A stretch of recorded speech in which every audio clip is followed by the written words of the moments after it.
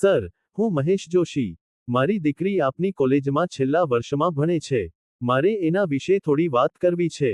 એક દીકરીના વાલી મારી પાસે તેમની દીકરી અંગે કંઈક કહેવા આવ્યા હતા. હું કોલેજના એક વિભાગમાં પ્રોફેસર હતો. ઘણા વાલીઓ આ રીતે પ્રોફેસરોને મળવા અને તેમના પુત્ર કે પુત્રી બાબતની મૂંઝવણો લઈને આવતા હોય છે. મને મનમાં એકસામટા ઘણા વિચારો આવી ગયા. શું એમની દીકરીની હાજરી ખૂટતી હશે? કોઈ એક કે વધુ વિષયમાં નાપાસ થઈ હશે? કોઈ કૌટુંબિક પ્રોબ્લેમ હશે? તેને કોઈ હેરાન કરતું હશે? પણ આ બધા વિચારોમાંથી બહાર આવીને મેં પૂછ્યું, બોલો મહેશભાઈ, શું કહેવું છે? સર, મારી દીકરી છેલ્લા વર્ષમાં છે. અમે મહારાષ્ટ્રીય બ્રાહ્મણ છીએ. અમે એના માટે મહારાષ્ટ્રીય બ્રાહ્મણ હોય એવો વર શોધી રહ્યા છીએ. અને મને જાણ થઈ છે કે મારી દીકરી કોઈ ગુજરાતી છોકરા સાથે હરેફરે છે. એ છોકરો પણ આ જ કોલેજમાં ભણે છે. મારે હવે શું કરવું? એને કઈ રીતે પાછી વાળવી? તમારી મદદ લેવા આવ્યો છું. વાત ધાર્યા કરતાં જુદી જ નીકળી.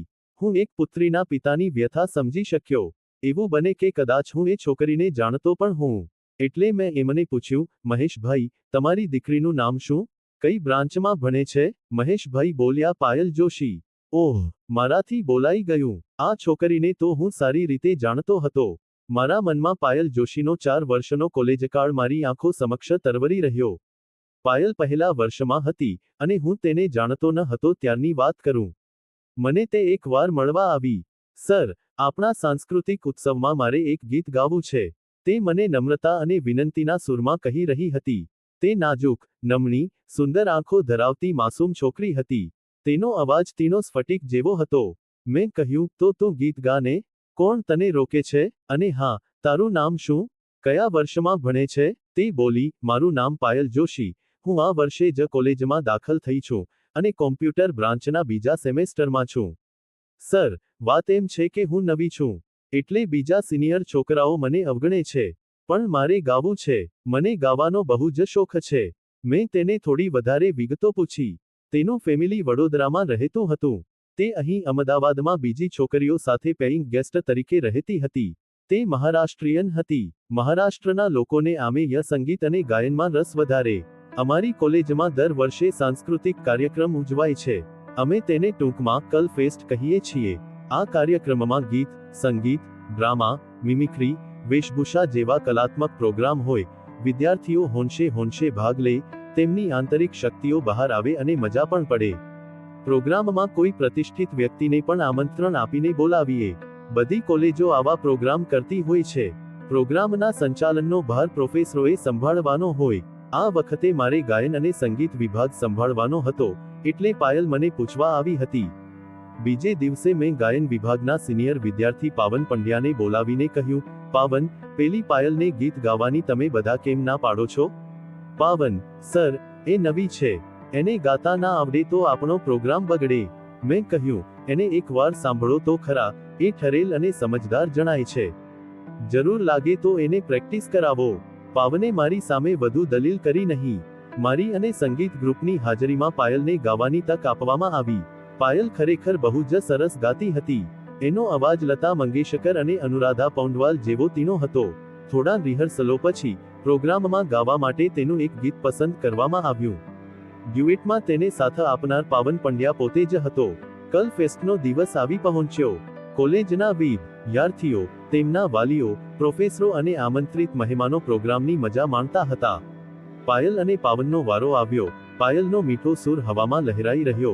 હમ બને, તુમ બને, એક દૂજે કે લીએ. ફિલ્મ એક દૂજે કે લીએ નું ડ્યુએટ ગીત પાયલ અને પાવન ગાઈ રહ્યા હતા. પ્રેક્ષકોને ગીત બહુ જ પસંદ આવ્યું. વન્સ મોર ના નારા પણ ઉઠ્યા. બસ, પછી તો પૂછવું જ શું? પાયલ ગાવામાં આગળ વધી રહી હતી. ભણવામાં તો હોશિયાર હતી જ. પાવન ચોથી સેમેસ્ટરમાં કોમ્પ્યુટર બ્રાન્ચમાં જ હતો. પાયલ કરતાં 1 વર્ષ આગળ. પાયલને કંઈ ના આવડે તો તે પાવનને પૂછી લેતી. તેમની નિર્દોષ મૈત્રી તેમને નજીક લાવી રહી હતી. પછી ટેકનિકલ ફેસ્ટિવલ ટૂંકમાં ટેક ફેસ્ટનો પ્રોગ્રામ આવ્યો. એમાં વિદ્યાર્થીઓએ પોતાના અભ્યાસને અનુરૂપ કોઈ નવો પ્રોજેક્ટ કે મોડેલ તૈયાર કરીને પ્રદર્શનમાં મૂકવાનો હોય છે. ટેક ફેસ્ટમાં મૂકેલા મોડેલ જુઓ તો ખ્યાલ આવે કે વિદ્યાર્થીઓમાં કેટલી બધી ટેલેન્ટ છુપાયેલી પડી છે. ટેક ફેસ્ટમાં પણ પાયલ અને પાવનનો રોબોટને લગતો એક સહિયારો પ્રોજેક્ટ હતો. બહુ જ સરસ હતો. ધીરે ધીરે કોલેજમાં પાયલ અને પાવનની જોડી જાણીતી થઈ ગઈ. હું પણ તેમની પ્રગતિમાં રસ લેતો હતો. તેઓ સારા મિત્રો હતા. દર વર્ષે તેઓ કલ ફેસ્ટના સંગીત જલસામાં ભાગ લેતા અને ઇનામ પણ મેળવતા. પણ દુનિયામાં હંમેશા બધું સમસૂત્રું નથી ચાલતું હોતું. પાવનના ક્લાસમાં જ ભણતો બહાદુર નામનો છોકરો પાયલની મિત્રતાથી ઈર્ષ્યાની આગમાં બળી જતો હતો. તેને પણ પાયલ ગમતી હતી.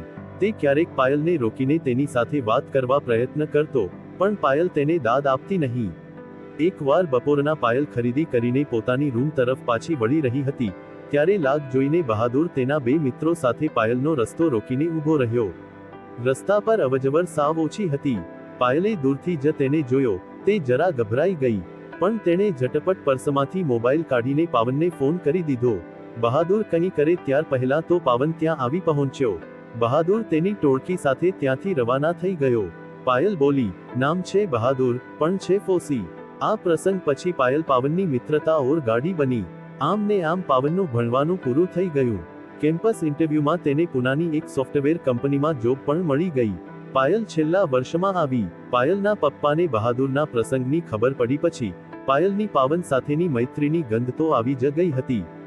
એટલે આજે તે કોલેજ આવીને મારી આગળ તેમની મૂંઝવણ જણાવી રહ્યા હતા. મારી દ્રષ્ટિએ તો પાયલ માટે પાવન યોગ્ય છોકરો હતો, પણ તેના પપ્પાને વાંધો એ હતો કે તે મહારાષ્ટ્રીયન ન હતો. મેં મનોમન મહેશભાઈને સમજાવવાનું નક્કી કર્યું. મેં કહ્યું, જુઓ મહેશભાઈ, તમારી વાત સાચી છે કે પાવન મહારાષ્ટ્રીયન નથી, પણ ગુજરાતી છોકરાઓ સારા તો હોય જ ને. આપણે તો છોકરાના ગુણ જોવા જોઈએ. પાવન બધી રીતે સારો છોકરો છે. સારી નોકરી મળી છે. મારા હાથ નીચે ભણ્યો છે, એટલે હું તેને સારી રીતે ઓળખું છું.